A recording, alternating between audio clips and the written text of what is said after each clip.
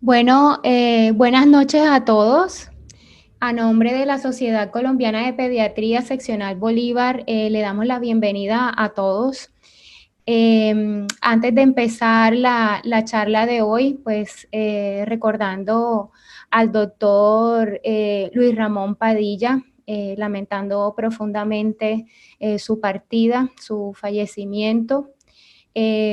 Por lo tanto, pues agradezco mucho más la presencia de todos los que están aquí en esta charla, pues sé que no ha sido un día fácil. Que bueno, que Dios lo tenga en su santo reino y que honremos su memoria pues con nuestro autocuidado. Queremos dar las gracias al laboratorio Biomarín pues por el apoyo de estos espacios de formación. Y pues le damos la bienvenida al doctor Asid Rodríguez, médico egresado de la Universidad del Norte, con especialidad en genética de la Universidad del Rosario, quien nos regala hoy su conferencia reconociendo las mucopolisacaridosis. Enhorabuena, un buen momento para hablar sobre las enfermedades huérfanas que pues requieren un manejo multidisciplinario y por lo tanto estarnos en constante formación en este tipo de patologías. Muchas gracias, doctor, por su participación y bienvenido. Muchas gracias, Jaisel, por la invitación. Y gracias a todos por estar acá. Y efectivamente, como tú nos comentabas, la charla que voy a dar en el día de hoy se llama Reconociendo la mucopolisacaridosis. Y sí es un buen momento para hablar de las enfermedades huérfanas porque este año estamos cumpliendo 10 años de la ley de enfermedades huérfanas en Colombia, la cual les dio más oportunidades a estas patologías, nos permitió trabajar un poco más con ellas, nos permitió que los tratamientos estén disponibles para las mismas y pues la idea es esa, la idea es hacer difusión de las enfermedades huérfanas y aprender a reconocerlas. Entrando en materia, bueno, primero la declaración de mis conflictos de interés. He recibido honorarios o soy conferencista de múltiples laboratorios, entre esos Biomarín, el cual es patrocinador de la charla del día de hoy. Y las fotos e imágenes de los pacientes que verán a continuación, todas cuentan con autorizaciones solo para actividades académicas. Primero vamos a ver un poco de historia. Tal vez reconocen la imagen que está más a nuestra derecha. No sé si alguien me puede ayudar y si están viendo mi puntero. Sí, señor, adelante. Perfecto, muchas gracias. Tal vez muchos reconozcan la imagen que está a nuestra derecha. Esta imagen son las gárgolas, las famosas gárgolas, que bueno, esta es una imagen un poco más sutil de las mismas, pero son unas imágenes que todos conocemos que están en la Catedral de Notre Dame en Francia. Y se dice o que estaban colocadas ahí como unas protectoras de los templos o para asustar a los pecadores en los templos y se utilizaban desde el siglo XI aproximadamente. En la imagen que tenemos a nuestra izquierda, también es una representación que hacían otros pueblos, en este caso un pueblo colombiano, que son los tumacos, que están ubicados en el Pacífico colombiano, de estas imágenes de estas personas con algunas alteraciones aparentemente. Ambas imágenes pueden ser imágenes alegóricas a pacientes que tienen patologías similares a las mucopolisacaridosis. Y de hecho, la mucopolisacaridosis, vamos a ver cómo anteriormente eran conocidas como gargolismos. De ahí su relación con las gárgolas. Y posteriormente, también podemos ver que acá en Colombia, desde el siglo I, incluso antes de la aparición de las gárgolas, tenemos estas imágenes de también aparentemente pacientes con mucopolisacaridosis que eran representados por el pueblo tumaco. El pueblo tumaco, de hecho, representaba personas personas con antecedentes de síndrome Down, de acondroplasia, de algunas otras patologías de origen genético y por eso suponemos que estas podrían ser de pacientes con una mucopolisacaridosis específica que es la MPS6. Entonces vemos cómo son cuadros clínicos o patologías que han estado en relación con la cultura y específicamente con la cultura en Colombia desde hace mucho tiempo, siglo I. Sin embargo, fueron descritas en el año de 1908 y sus primeras publicaciones se hicieron en 1917, 19 y 1929 por Hunter Horler y la del 29 fue hecha en Latinoamérica por Luis Morquio. Fueron inicialmente llamadas gargolismos, como les estaba comentando yo, hacia 1936 por las figuras de las gárgolas que ya les comentaba anteriormente. Y hacia 1952 se aislaron mucopolisacáridos en la orina de estos pacientes afectados. Y en 1970 ya se pudo identificar que eran dos de los mucopolisacáridos específicos, como eran el dermatán y el heparansulfato. Entonces, ya conociendo un poquito la historia para que entendamos la importancia o el recorrido que han tenido ellas, entremos ahora sí en materia con la patología. Son patologías de depósito lisosomal. Entonces, ¿qué son los lisosomas? Pues los lisosomas son unos organelos ubicados a nivel de la célula y que permiten la degradación de macromoléculas, ¿sí? Eso sabemos todos que es su función normal. Los lisosomas tienen distintas enzimas que actúan en ellas para hacer esta degradación de estas macromoléculas. Sin embargo, en algunas condiciones, en las patologías de depósito lisosomal, se acumulan algunas de estas mismas macromoléculas a nivel del lisosoma porque las enzimas que debían degradarlo no están funcionando. Y esto es básicamente lo que sucede. Y por esa razón surgen las enfermedades de depósito lisosomal, cuando no pueden ser degradadas macromoléculas a nivel del lisosoma. Las enfermedades de depósito lisosomal son unas enfermedades de origen genético y metabólicas que agrupan todas ellas, que son aproximadamente unas 50 más patologías ya en este momento, pero si las unimos todas ellas, agrupan aproximadamente el 10% de las enfermedades de origen genético. Entonces son patologías que son muy importantes desde el punto de vista de nosotros los genetistas.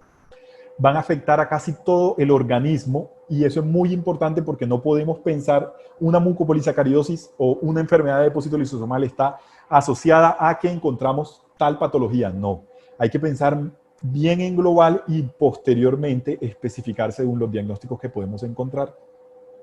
Y también, si las agrupamos a todas, vamos a encontrar que tienen una incidencia acumulada de 1 en 4.000 a 1 en 9.000 nacidos vivos. Pueden manifestarse en cualquier franja etaria, como también lo veremos a continuación, y normalmente su diagnóstico es difícil y por eso hay que hacer este tipo de eventos para simplificar un poquito el diagnóstico. ¿De qué patologías de depósito lisosomal vamos a hablar puntualmente? De la mucopolisacaridosis. Que las mucopolisacaridosis son un acúmulo de mucopolisacáridos o glicosaminoglicanos, como se llaman ahora. Los glicosaminoglicanos son normalmente un componente de la matriz extracelular. Vamos a ver que ellos están localizados en toda la superficie corporal y acá vemos sus localizaciones a nivel de líquido sinovial, de cartílago, hueso, membranas basales, en hígado, piel, pulmones, vasos sanguíneos, a nivel del corazón. Cada uno de los diferentes glicosaminoglicanos o mucopolisacáridos, que son estos que tengo listados de este lado, van a acumularse cuando no se pueden degradar en los órganos correspondientes y de ahí la sintomatología que ellos puedan mostrar, ¿sí? Entonces, la mucopolisacaridosis ya veíamos que son patologías por déficit enzimático y que van a llevar a diferentes síndromes. Son un grupo de enfermedades que normalmente son progresivas y multisistémicas. Y si las tenemos en cuenta solo a ellas como grupo, van a presentarse un caso aproximadamente cada 22.500 nacidos vivos. ¿Qué lo diferencia? Las enzimas afectadas, ¿sí? Por eso son un grupo de enfermedades. Hay múltiples enzimas que deben degradar los glicosaminoglicanos y dependiendo de ellas, esta imagen es bien interesante y bien explicativa porque aquí vemos 3 de los principales glicosaminoglicanos, el heparán, el queratán y el dermatán sulfato, y cómo ellos deben degradarse por estas vías metabólicas, que cada vía metabólica tiene una enzima que va haciendo ese paso de la vía metabólica. Cuando esa enzima falla, se puede presentar, por ejemplo, en este caso, MPS3A o en este caso, MPS4A. ¿Y qué es lo que sucede? Se acumulan los metabolitos que están por encima del bloqueo en esa vía metabólica. Y así surgen estas patologías, o es su origen. encontramos que hay 7 grupos distintos de mucopolisacaridosis: MPS 1, 2, 3, la 4, la 6, la 7 y la 9. Como vemos, hay algunas que no aparecen porque anteriormente se nombraron algunas mucopolisacaridosis con esos números y después vimos que no eran una mucopolisacaridosis o que pertenecían a otros grupos de mucopolisacaridosis, y finalmente quedaron estas que tenemos agrupadas acá. En esta imagen vemos las mucopolisacaridosis, ya les decía, su nombre común y su déficit enzimático. Algunas son divididas en subgrupos, podríamos decirlo. En este caso, la enfermedad de San Filippo, por ejemplo, hay 4 diferentes, y es porque hay 4 enzimas que se pueden afectar, pero en todas se acumula el mismo glicosaminoglicano, que es el heparansulfato. Por lo tanto, la sintomatología será muy similar. Igual pasa con la enfermedad de Morquio, que también hay 4A y 4B, o Morquio A, Morquio B. Y esta sería su subdivisión completa, ya teniendo en cuenta las subdivisiones dentro de los grupos, con las enzimas correspondientes. Aunque yo soy genetista y lo que más me gusta es la genética, hoy no voy a hablar mucho de genética, sino más de los aspectos clínicos que encontramos en los pacientes. Pero sí tenemos que tener en cuenta 2 características, o una característica, y es el patrón de herencia. El patrón de herencia va a ser muy importante porque nos va a permitir diferenciar, entre otras cosas, de manera muy sencilla, los riesgos de recurrencia de la enfermedad. Es decir, explicarle a los papás si la enfermedad puede volver a suceder o no. Muchas veces podemos decirle de manera rápida a los papás: no, eso ya no va a volver a suceder, eso es una patología rara, y no pasa. O por el contrario, en otros momentos le decimos a los papás: no, cuando usted tuvo un hijo así, ya no puede tener más hijos porque todos sus hijos van a ser afectados. Y la verdad es que la respuesta no está ni de un lado ni del otro. Hay que saber los riesgos de recurrencia. Y existen 2 tipos de herencia diferentes dentro de la mucopolisacaridosis. Una que es la autosómica recesiva, que podemos decir que la tienen todas las mucopolisacaridosis, excepto la tipo 2, que es ligada al X. Así de fácil, ¿sí? Recordemos que las recesivas, los padres deben ser portadores. Nosotros tenemos 2 alelos para todo gen. Cualquiera de estos genes que esté afectado, normalmente lo tenemos alterado en uno de los 2 alelos y el otro está normal, que es lo que estamos ejemplificando acá. Solo en los casos en los cuales tanto papá como mamá pasen el alelo afectado, los pacientes estarán afectados, y eso se va a presentar en el 25% de los casos, independiente del sexo, sea hombre o sea mujer. Si papá pasó el afectado, pero mamá pasó el alelo sano o el alelo sin alteración, el paciente será sano. Si papá pasó el alelo sin alteración y mamá el afectado, el paciente será sano también, pero en ambos casos portador. Y si ambos pasaron el alelo sano, el paciente será sano y no será portador. Entonces, tenemos 75% de probabilidades de que sea sano o portador sano y 25% de probabilidades de que tenga la patología en cada embarazo. No es que si yo en el primer embarazo ya tuve un hijo afectado, las 3 próximas posibilidades que me quedan son de ser sano. No, es para cada embarazo. Es como si tuviese 3 balotas blancas y una negra en una bolsa. Saco la balota negra. En el primer embarazo quiere decir que mi hijo nació con la patología. Vuelvo y meto la balota en la bolsa y sin ver saco otra vez otra de las balotas. Podría ser una forma de ejemplificarlo. Esto para identificar que en cada patología, en cada embarazo, perdón, el riesgo es el mismo. Para la MPS2, que es la única que tiene unas diferencias en la herencia, en este caso la mamá será portadora y solo los hijos varones serán afectados porque el alelo alterado está localizado en el cromosoma X. Las mujeres, al tener 2 cromosomas X, si tienen uno bueno y el otro alterado, no padecen la enfermedad. Por el contrario, los hombres, como solo tenemos un cromosoma X, si lo tenemos alterado, cualquiera de los genes que está localizado ahí, tendremos consecuencias. En este caso, la MPS2. Si la mujer le pasa su alelo afectado a sus hijas, pero el hombre le pasó su X sano, pues no tendrán ninguna patología, pero serán portadoras. Si ambos le pasaron el alelo sano, no será portadora. Y si es un hombre, la mujer le debió haber pasado. Si es un hombre sano, la mujer le debió haber pasado su X sano. y el hombre su Y, que también va a estar sin acciones. Entonces, el riesgo de recurrencia es el mismo del 25% si tenemos en cuenta todos los embarazos, o del 50% para los hombres, y las mujeres todas serán sanas, pero la mitad de ellas será portadora sana de la MPS2, es decir, que pondrá a tener hijos varones afectados, ¿sí? Estos son los dos aspectos importantes. Vamos a ver que como las mucopolisacaridosis son un grupo, no voy a diferenciar demasiado en ellas, solo en algunas puntualmente, pero voy a decir los datos que las diferencian unas de otras. Como en este caso, la herencia ya nos puede diferenciar de manera sencilla la MPS2. Entrando ya a los signos y síntomas, vemos que es una enfermedad multisistémica, como ya les estaba diciendo, afecta a todos los sistemas y partes del cuerpo. Entonces lo que vamos a ir es desglosando desde arriba hacia abajo las diferentes afecciones que puede presentar el paciente. En el sistema esquelético, que es de pronto el que más nos llama la atención. En el sistema esquelético, lo que más conocemos o lo que de pronto más relacionamos con este tipo de patologías de depósito lisosomal, sobre todo la mucopolisacaridosis, es la famosa mano en garra, que los dedos son cortos o con braquidactilia y tienden a ser manos gruesas, dedos cortos y gruesos.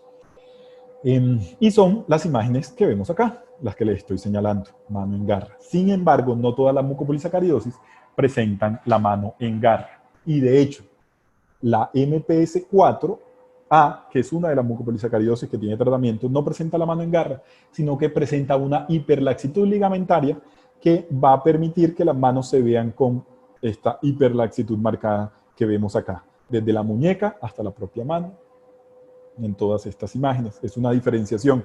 Si tiene eso, no pensamos en las otras, sino en 4. Si tiene la herencia ligada al X, pensamos en la 2 y así. A nivel del cráneo, lo que vamos a encontrar es una macrocefalia característica en todos nuestros pacientes, y vamos a ver también unas características faciales que ya posteriormente se las anunciaré. A nivel del sistema, de la columna vertebral, vamos a ver imágenes específicas que también vamos a mirar más adelante de cómo se ve la columna de los pacientes, pero sin tener imágenes. Vamos a encontrar esta cifosis o esta jiba en la columna, sobre todo a nivel lumbaro cervical y cervical de nuestros pacientes, y que nos va a permitir desde los primeros meses de vida poder diagnosticarla o tan siquiera sospecharla cuando encontramos esta jiba bien marcada en los pacientes, como son estas dos imágenes que estamos viendo acá. En miembros y en rodillas encontramos también dos puntos bien interesantes. En las rodillas, ¿qué vemos? El gen valgo que vemos en nuestros pacientes, como este pacientico que tenemos acá. Por otro lado, también encontramos muchas contracturas, tanto en miembros superiores como en miembros inferiores, manos y pies de nuestros pacientes. Por eso la mano en garra viene acompañada a veces de dedo en gatillo o contracturas articulares a nivel distal. Y también cuando nuestros pacientes quieren alzar las manos, no pueden alzar los brazos completamente por encima de la cabeza, como vemos acá, y cuando se agachan, vemos estas contracturas en miembros inferiores que no pueden nunca llegar hasta los pies sin doblar las rodillas.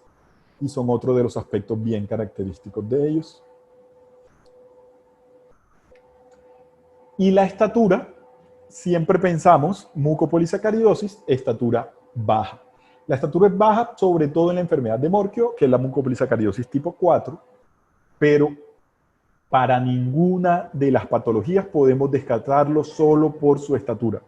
Porque vamos a ver, y para esto les traigo un ejemplo más adelante de la MPS6, que en muchas de las mucopolisacaridosis tenemos una evolución que podríamos llamar no clásica, en la cual el fenotipo es mucho más leve y nuestros pacientes tienen una evolución clínica mucho mejor, y por eso su crecimiento también va a ser mucho mejor. Los rasgos faciales, quiero diferenciarlos bien. Entonces acá vemos nuestro paciente, tienden a tener un puente nasal ancho, una protrusión ocular, los pómulos tienden a ser prominentes, los labios gruesos. La lengua también tiende a ser un poquito grande comparada con la boca. La macrocefalia, que ya le decíamos, también pueden tener escafocefalia nuestros pacientes. Tengo por acá un poquito más de imágenes. Aquí vemos un resumen de todo lo que le estaba diciendo. Este puente nasal que es un poco deprimido, pero con la nariz ancha, pómulos prominentes. Estos labios son gruesos, los dientes tienden a ser un poquito pequeños. hay algo de macroglosia en nuestros pacientes. Todas sus facies se ven unas facies gruesas. Hace poco en un seminario que estábamos tomando discutíamos un poco al respecto de cómo llamar las facies, y estas son las características que siempre decimos facies toscas. Sin embargo, decían que así como habíamos quitado el pliegue simiano en la mano cuando teníamos ese pliegue único en la mano, podíamos también quitar estos otros términos como muy específicos y que para los padres pueden sonar un poquito fuertes. Y por eso de facies toscas, aunque se sigue utilizando, también podríamos decir facies gruesas, por ejemplo, en nuestros pacientes. A nivel de los ojos hago una diferenciación porque los pacientes con mucopolisacaridosis tienen un hallazgo característico, que es la opacidad corneal. La opacidad corneal es un hallazgo muy característico de la mucopolisacaridosis y se puede ver así, digamos que desde a simple vista, digamos, cuando estamos viendo a nuestro paciente a la cara, se ve en muchos casos la opacidad corneal, pero también aquí vemos imágenes un poquito más de cerca. Y en algunos pacientes pues necesitan ser vistos por el oftalmólogo para poder diferenciar si esa opacidad corneal está presente. Pero a su vez, no podemos creer o no podemos pensar que la opacidad corneal es el único hallazgo. También podemos ver a veces defectos refractarios en nuestros pacientes, pérdida de la agudeza visual, glaucoma en algunos casos por alteración del nervio óptico y compresión, por la compresión de este nervio óptico, que era lo que me estaba refiriendo anteriormente. A nivel puntualmente de cabeza y cuello, pero desde un punto de vista de otorrinolaringología, vamos a ver obstrucción de las vías aéreas por todo ese acúmulo de glicosaminoglicanos que se está dando en toda la vía aérea de nuestros pacientes. Y esto también puede llevar a infecciones recurrentes, sobre todo la otitis recurrente, la sinusitis y la rinitis.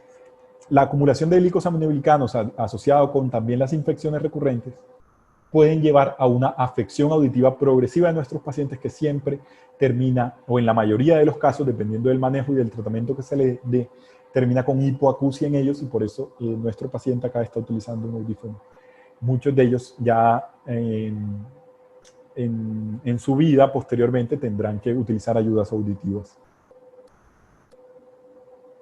Si seguimos descendiendo, vamos a encontrar que nuestros pacientes tienen el vaso y el hígado agrandados, pueden presentar una hepatoesplenomegalia.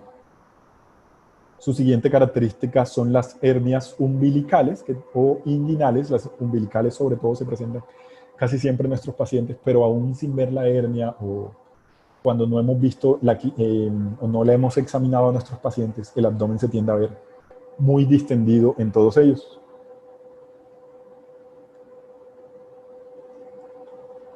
A nivel torácico, puede haber deformidades anatómicas del tórax, la principal es el pectum carinatum.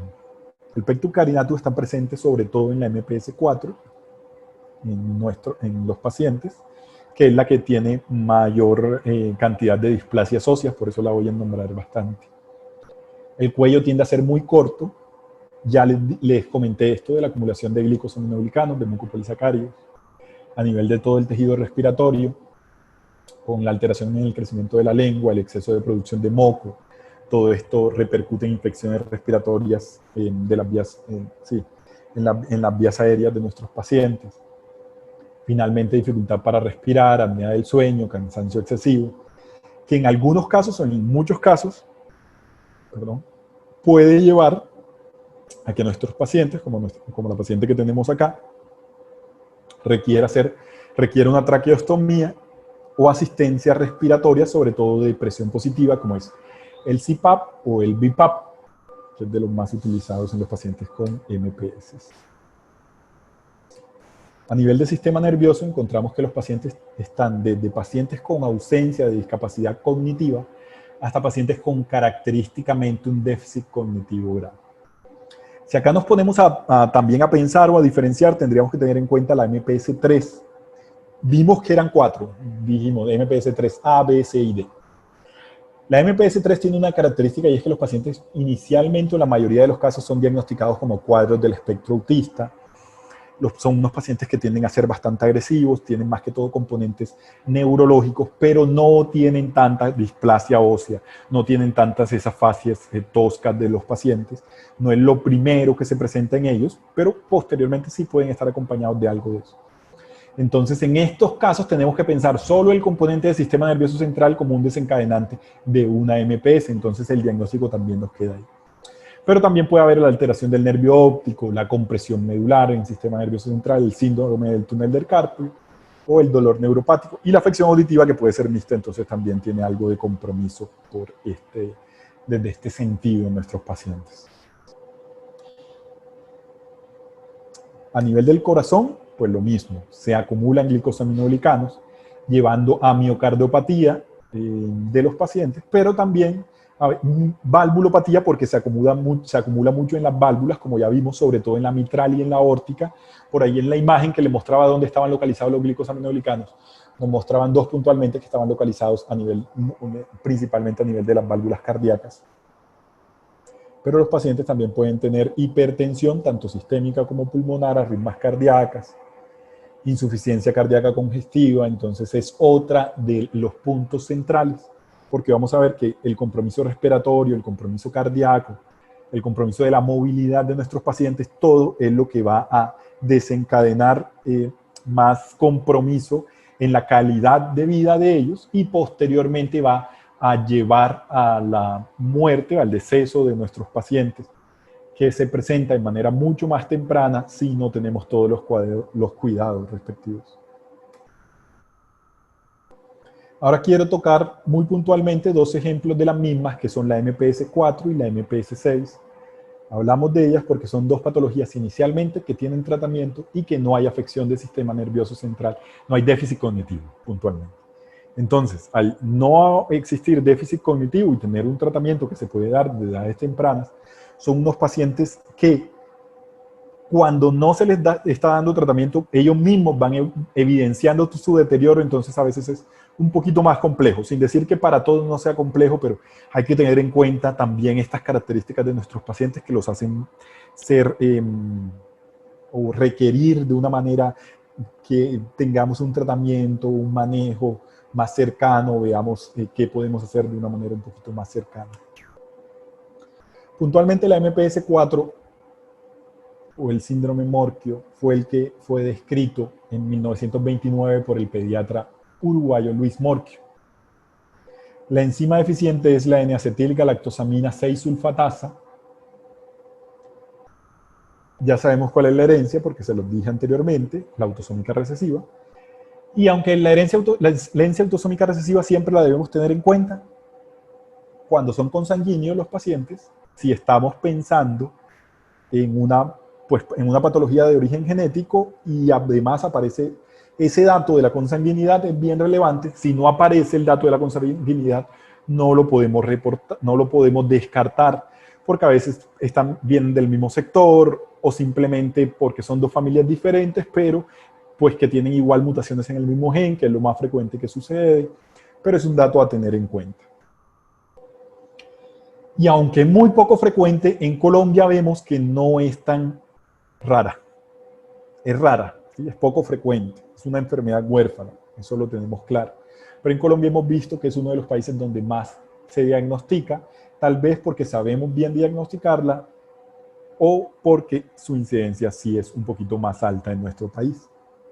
Las enfermedades genéticas tienen algo que a veces en algunos lugares su incidencia es más elevada, pues por características genéticas de la población. Es un cuadro clínico muy heterogéneo, el gen es el GALNS, que tiene muchas variantes que pueden estar asociadas con la patología.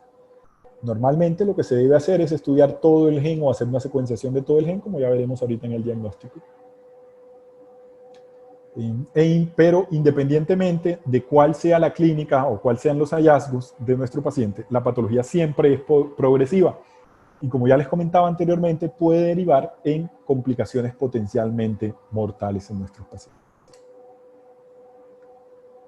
La expectativa de vida, 2 a 3 años, segunda a tercera década de la vida sin tratamiento.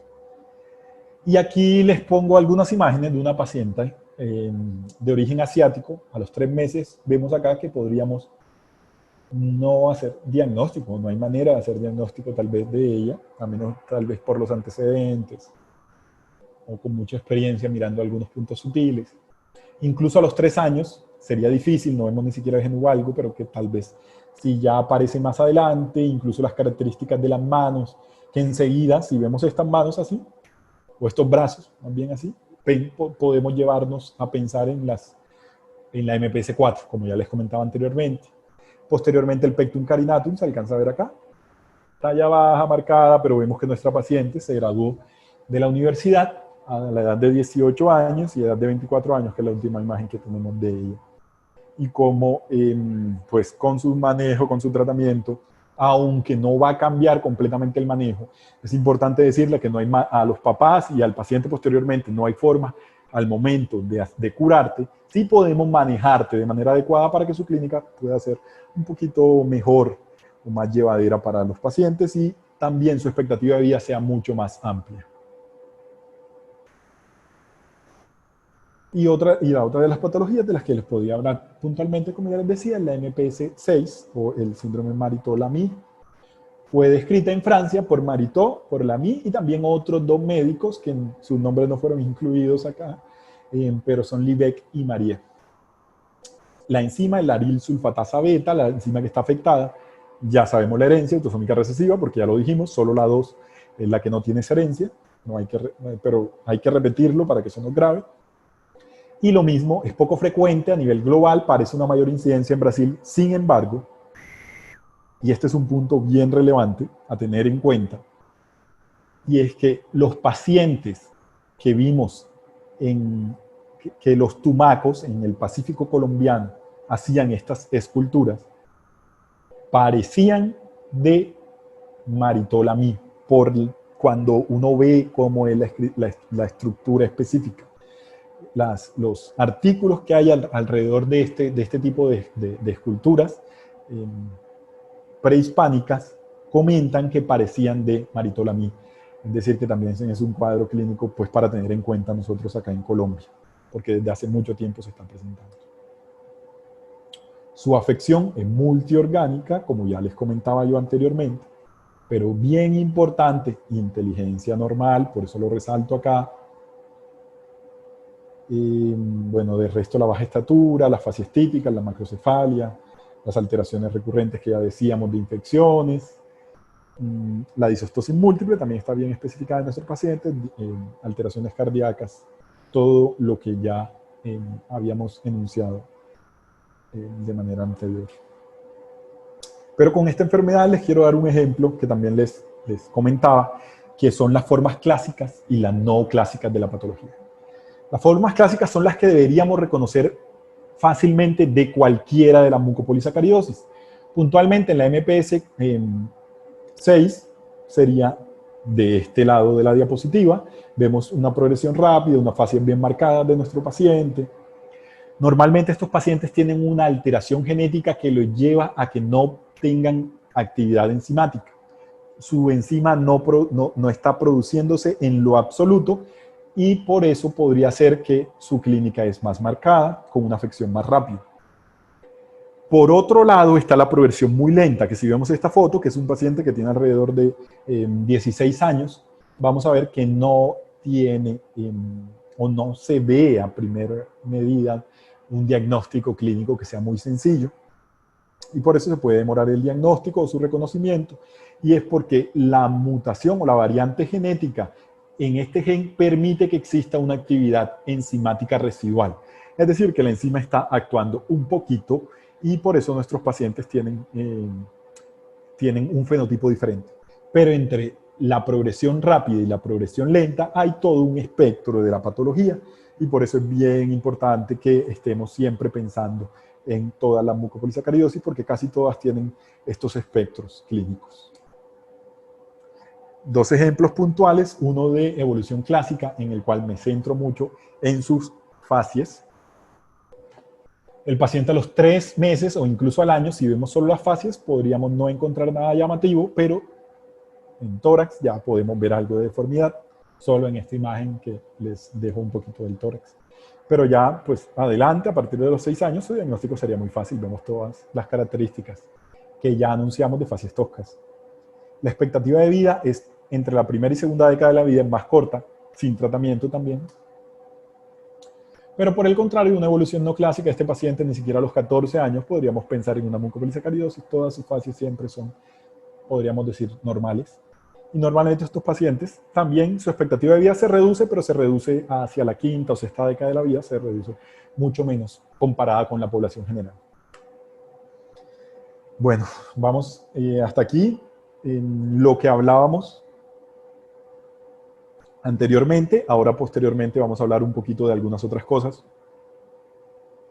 Les pongo unos memes aquí porque existe una curiosidad, que es que el meme, o la palabra meme, fue acuñada por un biólogo genetista, Richard Dawkins. Tal vez han escuchado de él porque escribió un libro bien famoso que se llama El gen egoísta, y él decía que los memes eran los rasgos culturales que evolucionaban, se transmitían y se replicaban, que es lo que básicamente sucede ahora, pero de un modo un poquito jocoso.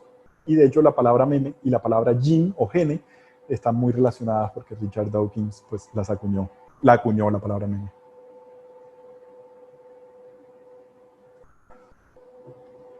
Bueno. Seguimos. Vamos a hablar entonces de cómo diagnosticarla. Pero antes de diagnosticarla, si ya tenemos la sospecha clínica, casi siempre o muchas veces tenemos algunas imágenes radiológicas de nuestros pacientes, porque le hacemos la imagen de las caderas o porque tienen por la talla baja algunas imágenes radiológicas. Entonces, por eso me gusta revisar los hallazgos radiológicos de las mucopolisacaridosis, para que de este modo nos llevemos una idea para tener más seguro nuestro diagnóstico. Y es que vemos que puras manifestaciones esqueléticas son las más frecuentes o las más frecuentemente reportadas en casi todas las mucopolisacaridosis. Tal vez excepto la 3, por lo que ya les comenté. Comenzamos también desde arriba hasta abajo. En cráneo, a nivel de silla turca, podemos ver que la silla turca en J va a tener una J un poquito más aplanada en los pacientes con mucopolisacaridosis. Vemos acá un paciente sano. Siempre traigo las imágenes de pacientes sanos. Y luego el paciente con MPS, cómo se pierde un poco este ángulo, que sería este ángulo que estamos viendo aquí o acá en nuestros pacientes. Pero además el cráneo se va a ver bien engrosado en los pacientes con cualquiera de nuestras mucopolisacaridosis. Si seguimos bajando en columna cervical, vamos a ver cómo hay una hipoplasia de la odontoides. La hipoplasia de la odontoides se da porque este diente que está en C2 y que debería traspasar completamente el atlas o el C1, muchas veces no lo hace, y es lo que vemos, lo que vemos principalmente aquí o en esta imagen que está un poquito más chiquita. Se alcanza a ver cómo no traspasa todo el atlas, y eso finalmente va a llevar a inestabilidad cervical, que es otra de las clínicas de nuestros pacientes. El acúmulo de glicosaminoglicanos en todo este sector y esa hipoplasia del odontoide va a llevar a la inestabilidad cervical que se presenta en las MPS, y que también, como ya les dije, de las dificultades cardíacas, de las dificultades respiratorias, es otro de los puntos centrales. De hecho, por eso decían que los pacientes podrían llegar a tener en el sistema nervioso periférico muchos componentes, y es porque finalmente ahí puede haber un atrapamiento cervical ahí, que ya veremos más adelante. En tórax, aquí vemos las clavículas cortas y anchas del paciente, y vemos acá unas clavículas normales, acá se ve bien, clavículas cortas y anchas en la mucopolisacaridosis, y las costillas en remo, aquí las vemos bien delgadas, pero por este lado son mucho más anchas, que no se comparan con un paciente sano. Y es una buena forma de diferenciarlo en cualquier radiografía de tórax. En cuerpos vertebrales, un paciente normal versus un paciente con MPS, que vamos a ver los cuerpos vertebrales bien ovoides o con platispondilia, que son bien delgados. Pero además de la platispondilia, vemos cómo tienen esa forma, como una punta de este lado que los lleva a una forma de pez. Está descrita como una forma, como si fuera un pececito ahí, que es otra forma pues, de diferenciarlo, de poderlo ver en las radiografías. En la pelvis vemos las crestas ilíacas, bien redondeadas, mucho más redondeadas de lo que aparece en un paciente, perdón, estaba señalando con la mano, mucho más redondeadas de lo que aparece en un paciente sin MPS, pero además una pérdida de los ángulos de las relaciones articulares de la pelvis. Vemos cómo estos ángulos se pierden acá. Este ángulo sí se vuelve completamente plano y de hecho la cabeza del fémur, miremosla muy bien acá, vemos cómo aquí se pierde esa relación de la cabeza del fémur y incluso aquí se vuelve mucho más largo lo que es el cuello de la misma.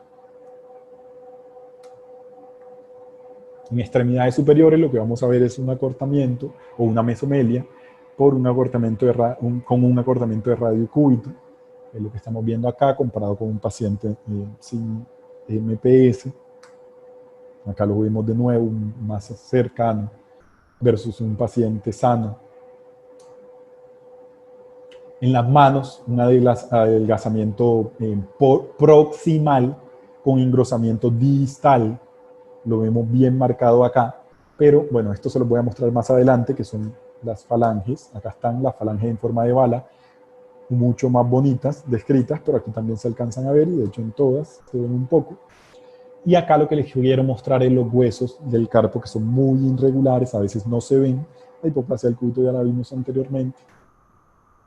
Los dedos o las falanges en bala, bien características de la mucopolisacaridosis para hacer una alta sospecha diagnóstica.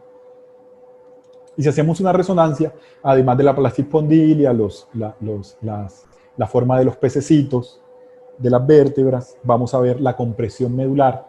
Aquí vemos la compresión medular de nuestros pacientes. Todo esto negro es puro acúmulo de glicosaminoglicanos y lleva una compresión que puede ser alta, aquí a nivel cervical, o a nivel ya un poquito más baja, a nivel del cono cervical, el cono medular, perdón. Y va a tener diferente sintomatología de nuestros pacientes.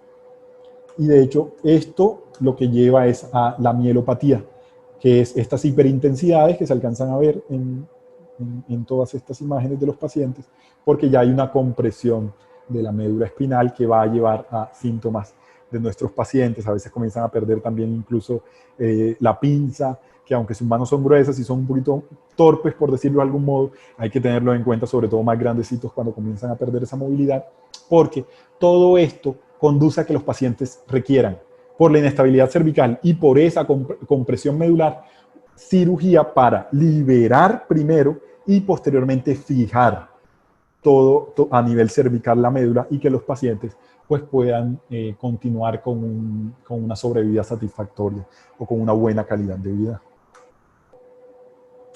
Esta imagen se las traigo porque pues, los seres humanos o los hombres solo vemos la luz visible, pero hay muchas otras tipos de luz que existen en el mundo, muchos tipos, sí, en el mundo no, en el universo, y que nos los permitieron identificar las diferentes características de nuestro universo. Y esto lo hago como un paralelo con la necesidad de solo no pensar en lo visible en nuestros pacientes, sino en ir un poquito más allá, no en la característica clínica cuando ya es de libro, por decirlo de algún modo, sino a veces pensar en la mucopolisacaridosis más allá, aprender a aumentar nuestro espectro de diagnóstico, de estudio de los pacientes. Y es que si esperamos al médico genetista, va a llegar normalmente el paciente con una MPS, con cualquiera de las MPS, bastante tarde.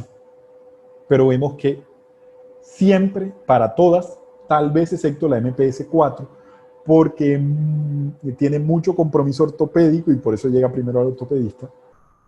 Ya dijimos que la displasia ósea en ello es más marcada, su talla baja es más marcada, su pectum carinatum, etc. Pero para todas las otras siempre va a llegar el pediatra.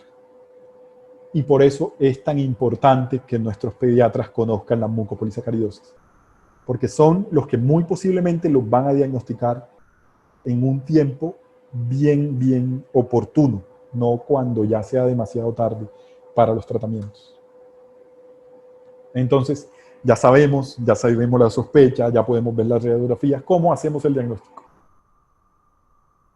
Determinamos glicosaminoglicanos o mucopolisacáridos en orina y dependiendo de cuál se está acumulando, de dermatán, heparán, condritín, queratán, ácido hialurónico, podemos pensar en las diferentes patologías que aquí están enumeradas cada una de ellas. Si ya sabemos qué glicosaminoglucanos se están excretando, podemos medir directamente la actividad enzimática de la mucopolisacaridosis que se sospecha. Por ejemplo, el paciente acumula queratán sulfato, la más facilita, pues puede ser O4A o 4B, así podemos medir la actividad enzimática. Con otras vamos a tener un poquito más de dificultades, pero las podemos ir viendo y podemos ver qué hacemos. Pero es muy importante que nunca hagamos una sola enzima. Aquí dice, si la determinación de una enzima es baja, medir una segunda. Pero normalmente lo que hacemos es que medimos 2 enzimas en el mismo ensayo. ¿Por qué? Porque hay una patología que se llama déficit de múltiples sulfatasas, que es como si fuera una mucopolisacaridosis de todas. Tiene otro estudio molecular diferente, otro gen diferente afectado, y van a aparecer todos los déficits enzimáticos. Entonces uno va a creer que es la que le hice el estudio, pero no. Todas hubiesen salido bajitas. Y acá lo que vemos es que el estudio molecular, ¿cuál se hace? Dependiendo de MPS1, el IDUA, MPS2, IDS y MPS3, cada uno de ellos con su gen. MPS4, ARS beta, ARSB, y así cada uno, MPS6. Y así cada uno de ellos. Aquí vemos un algoritmo, cómo es que vamos a proceder ya, en total. Tenemos la sospecha, tenemos la sospecha de nuestra mucopolisacaridosis. Si la sospecha es muy marcada, muy fuerte, para una específica, por ejemplo, para la 2 por la herencia, para la 4 por la displasia ósea tan grande, podemos hacer directamente actividad enzimática. Si no, podemos hacer glicosaminoglicanos en orina, dependiendo de cuáles se están excretando. Tomamos la determinación de qué enzima medir. Y posteriormente, ahí sí hacemos el análisis molecular para estar seguros del estudio o del diagnóstico final, perdón. Y los estudios moleculares son muy importantes, no solo para la MPS, para las MPS, como la MPS 4, la 6, la 1, la 2, para todas las enfermedades de origen genético. Y por eso, me gustaría hablarles de por qué son importantes los estudios moleculares. Nos sirven para pronóstico, conocer el curso de la enfermedad y su correlación genotipo-fenotipo en muchos casos. ¿Por qué? Porque ya les decía yo que algunas variantes llevan, por ejemplo, en la mucopolisacaridosis a una actividad enzimática muy reducida u otras menos reducida. Y ahí podemos hacer correlación genotipo-fenotipo. Y asimismo podemos conocer cómo va a ser la enfermedad, cómo va a progresar la enfermedad. Y eso es muy importante para nuestros pacientes. Pero si no estamos pensando solo en eso, también para muchas patologías actualmente hay tratamiento mutación específica. O cuando en algunos casos las nuevas terapias que están apareciendo para muchas enfermedades son mutación específica. Entonces por eso a veces no nos podemos quedar que un paciente tiene una displasia ósea o que un paciente tiene una mucopolisacaridosis o que un paciente tiene una distrofia muscular, sino qué patología en concreto, para cuando tengamos tratamientos, poder saber qué tratamiento aplicar. Y además, saber si es una enfermedad con una herencia recesiva, dominante, ligada al X, y a X recesiva, dominante, etc., nos puede permitir dar un riesgo de recurrencia que va a ser tan importante, o el asesoramiento genético global de los pacientes es tan importante a veces como un medicamento, a veces como un tratamiento. Y eso es lo que no nos damos cuenta muchas veces.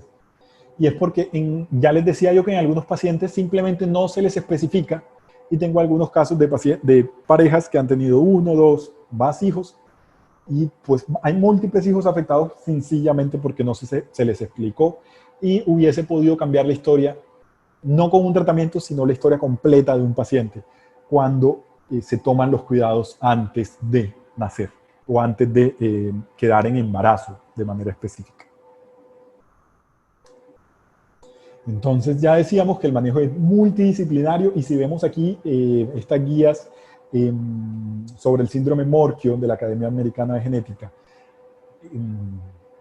nos refieren muchas patologías y yo siempre les agrego la radiología, le agrego la pediatría, y aquí debemos estar todos para poder hacer los diagnósticos de manera adecuada, temprana y segura. Esta tabla se las traigo porque ahí le pueden hacer un screenshot si quieren o tomarles una foto y nos tiene toda la información. El tipo de mucopolisacaridosis, 1, 2, 3, 4. ¿Cómo es esa mucopolisacaridosis, por ejemplo? ¿Tiene compromiso del sistema nervioso central? Entonces podemos pensar en la 1, la 2 o la 7. No tiene la 6, la 4. Tiene solo compromiso del sistema nervioso central, la 3. ¿Qué herencia tiene? Autosómica recesiva, recesiva, recesiva, ligada al X. ¿Qué enzima está afectada? ¿Cuál es el gen que habría que estudiar? ¿Cuál es el sustrato que se acumula si no hemos hecho el estudio del gen, sino que mandamos mucopolisacáridos en orina, la prueba inicial? Más o menos a qué edad se diagnostica o se sospecha y por qué se sospecha en nuestros pacientes. Entonces con esto tenemos un resumen para saber, porque a veces con esto nos podemos organizar. Era la 2 la que yo tengo que pensar, es la 4, es la 6. Si pensamos, es que la herencia parece esta, o el paciente parece que tuviese compromiso cognitivo, nos vamos por una o por otra. Me acabo de acordar de algo que no les comenté. A veces los pacientes cuando tienen compromiso en su escucha y su compromiso es muy temprano, puede parecer que cuando estamos hablando con él tuviese compromiso cognitivo. Me pasa mucho con algunos pacientes a veces con MPS 4. ¿Por qué? Porque tienen a veces incluso retraso en su lenguaje o su pronunciación no es tan buena o parece que no te estuvieran entendiendo, pero es que no te entiendan, es que no te están escuchando de manera adecuada. Entonces eso hay que diferenciarlo bien porque podemos terminar confundiéndonos o diciendo, no, pero si a mí me dijeron que la MPS 4 no tiene compromiso cognitivo, ¿y por qué mi paciente parece que tuviera compromiso cognitivo? Podemos estar pensando tal vez en eso. Estas son algunas de las referencias bibliográficas, pero aquí creo que lo resumimos todo. Y eso sería todo.